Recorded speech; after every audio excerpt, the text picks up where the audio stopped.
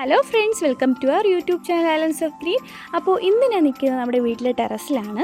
ഇവിടെ ആദ്യമായിട്ടാണ് ഒരു കൃഷി ചെയ്യുന്നതും ഇത്രയധികം വിളവ് ലഭിക്കുന്നതും. ഇവിടെ പയർ കൃഷിയാണ് കേട്ടോ ചെയ്തിട്ടുള്ളത്. അത് മാത്രമല്ല, ഏകദേശം 1.5 മാസം മാത്രമേ ആയിട്ടുള്ളൂ. അതിനിടയ്ക്കാണ് ഇത്രയധികം പയറുകൾ കാച്ചു നിൽക്കുന്നത്. ഇന്ന് ആദ്യമായിട്ടാണ് വിളവെടുക്കാൻ പോകുന്നത്. അപ്പോൾ ഈ ഒരു പയർ ഇത്രയും ഹെൽത്തി ആയിട്ട് വളരുവാൻ കാരണം പപ്പയുടെ പരിപാലനം മാത്രമാണ്. പ്രധാനമായിട്ടുള്ളൊരു പോയിൻ്റ് എന്ന് വെച്ചാൽ, നമ്മൾ ഇതിൽ യാതൊരുവിധ രാസവള പ്രയോഗങ്ങളോ ഒന്നും ചേർത്തിട്ടില്ല. പകരം ജൈവവളം മാത്രം കൊടുത്താണ് ഇത്രയും ഹെൽത്തി ആയിട്ടുള്ള പയറുകൾ നമുക്ക് ലഭിച്ചിട്ടുള്ളത്. അപ്പോൾ അത് മാത്രമല്ല, ഇതിൽ എത്ര ദിവസം ഇടവിട്ടാണ് ഈ ഒരു വളപ്രയോഗം നടത്തേണ്ടതെന്നും പിന്നെ എന്തൊക്കെ കാര്യങ്ങളാണ് എക്സ്ട്രാ ആയിട്ട് ഒരു പയർ കൃഷിയിൽ നമ്മൾ അറിഞ്ഞിരിക്കേണ്ടതെന്നും ഒക്കെയാണ് ഈ ഒരു വീഡിയോയിൽ നമ്മൾ പറയാൻ പോകുന്നത്. ഒരു ഷോർട്ട് വീഡിയോ ആയിരിക്കും, എല്ലാവരും കംപ്ലീറ്റ് ആയിട്ട് കാണാൻ ശ്രമിക്കുക. അപ്പോൾ നേരെ നമുക്ക് വീഡിയോയിലേക്ക് കടന്നാലോ. പരിപാടി വിളവെടുക്കാൻ പോവുകയാണ്. കുറച്ച് പയറൊക്കെ വിളഞ്ഞിട്ടുണ്ട്. അപ്പോൾ അത് ഞാൻ അടുത്ത് എടുക്കാൻ തരും. ഇത് ഫസ്റ്റ് ടൈമല്ലേ അപ്പോൾ ഇങ്ങനെ ടെറസിലൊരു കൃഷി ചെയ്യണതും ഇത്രയും നല്ല സക്സസ്ഫുൾ ആവണതും? അന്ന് പയർ നന്നായിട്ട് ഇപ്പോൾ ഏകദേശം എത്ര നാളായി കാണും ഇതിങ്ങനെ അപ്പോൾ ഇവിടെ നട്ടിട്ടും വളർന്നിട്ടും ഒക്കെ? 1.5 മാസം കഴിഞ്ഞു. 1.5 മാസമൊക്കെ അല്ലേ ആയുള്ളൂ? പക്ഷെ നല്ലതായിട്ട് നല്ല ആരോഗ്യത്തോടെ തന്നെ നമ്മളെ പയറുകളൊക്കെ നിൽക്കണുണ്ട്. ഇന്നലെ ഫസ്റ്റായിട്ട് നമുക്ക് വിളവെടുക്കാനുള്ള ടൈമും ആയിട്ടുണ്ട്. അപ്പോൾ പപ്പ ഇത്രയും ആരോഗ്യപരമായിട്ട് ഈ ഒരു പയർ വളരാൻ വേണ്ടി എന്തൊക്കെ കാര്യങ്ങളാണ് ചെയ്തത്?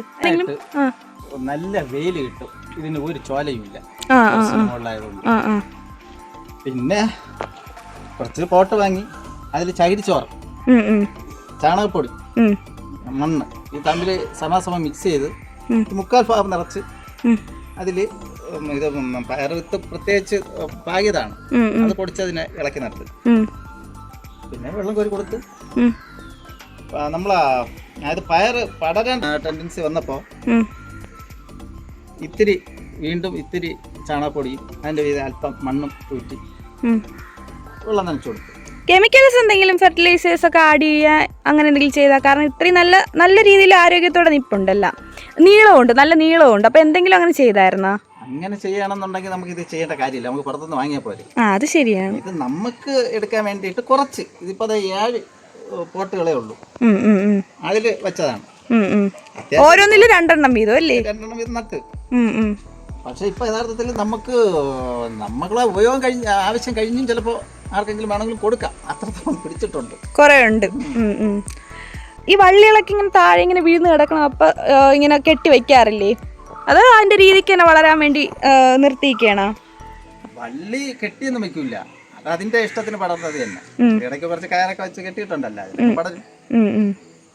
പിന്നെ ഇത് ഒരുമാതിരി ഒലഞ്ഞൊക്കെ കിടക്കുന്നത് ഇപ്പൊ ഈ അടുത്ത സമയത്ത് ഒരു 5-6 ദിവസത്തിന് മുമ്പ് നല്ല മഴയും കാറ്റും ഉണ്ടായിരുന്നു, അതിലാണ് ഇതെല്ലാം കണ്ട് ഒലഞ്ഞ് വന്നു. പക്ഷെ പയറിനൊന്നും സംഭവിച്ചില്ല, ഭാഗ്യത്തിന് സംഭവിച്ചില്ല. അതാണ്ട് എന്നാലും വള്ളി ചെറുതായിട്ടൊക്കെ കയങ്ങിയിട്ടുണ്ട്. നല്ല ശക്തമായ കാറ്റായിരുന്നു.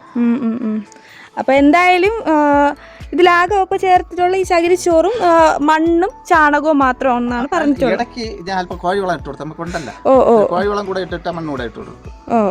പക്ഷെ വെള്ളം അതുകൊണ്ട് തന്നെ നല്ല വെയിലുമായിരുന്നേ. വെള്ളം കറക്റ്റ് എത്ര പ്രാവശ്യം ഒരു ദിവസം ഒഴിച്ചു കൊടുക്കും? രാവിലെ വൈകുന്നേരം ഒഴിക്കും. മാത്രമല്ല, ഞാൻ പറഞ്ഞില്ലേ, നല്ല വെയിലുള്ളത് കൊണ്ട് തന്നെ നല്ല വെളിച്ചം കിട്ടും. അപ്പൊ അതിനകത്ത് ഇത് ശരിക്കും വളവും ശരിക്കും വെള്ളവും ഒഴിച്ചു കൊടുത്താൽ ഇങ്ങനെയൊന്നും അല്ല, ഇതിൽ കാലും ഏറെ കിട്ടും.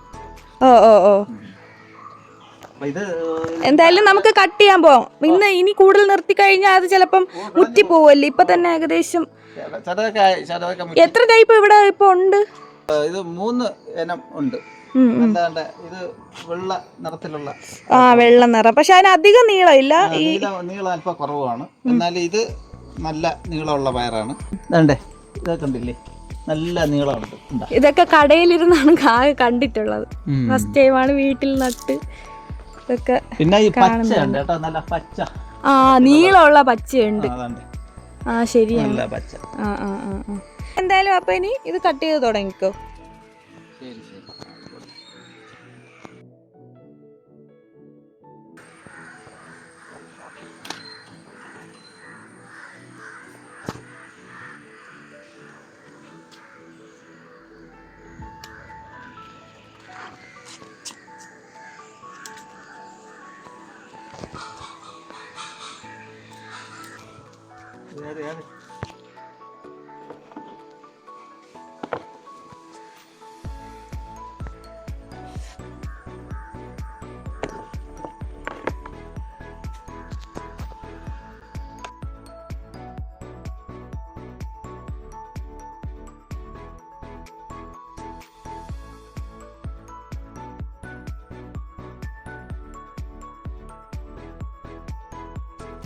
പുതിയ ചില്ലകൾ വരാൻ വേണ്ടി ഇനി വള്ളി എന്തെങ്കിലും കട്ട് ചെയ്ത് ഇവിടെ അങ്ങനെ എന്തെങ്കിലും ചെയ്യണോ? ഒന്നും വേണ്ട, അതൊക്കെ ചില്ല വന്നോളൂ.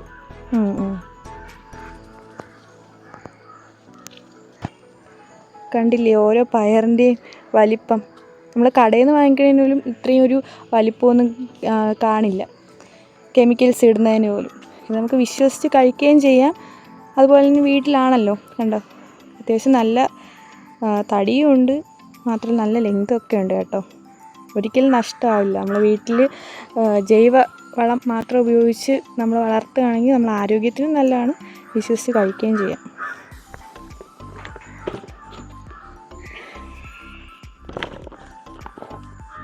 ഇനി അപ്പോൾ നമുക്ക് താഴെ ചീര പറിക്കാൻ പോയാലോ? ഇത് നമ്മളെ ചീര, അതിനങ്ങ് അത് കട്ട് ചെയ്യാൻ പോണം നമുക്ക്. ഇതിനും വളം സെയിം വളം തന്നെ അല്ലേ? അപ്പോൾ അതൊക്കെ തന്നെ കട്ട് ചെയ്തു.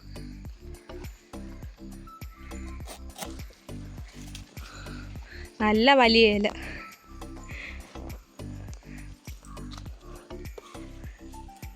അതിൻ്റെ നീളം നോക്ക്. ഇപ്പോൾ ഇത് ഒരെണ്ണം തന്നെ ഒരു തോരനുണ്ടല്ലേ? നല്ല ആരോഗ്യമുള്ള ഇല.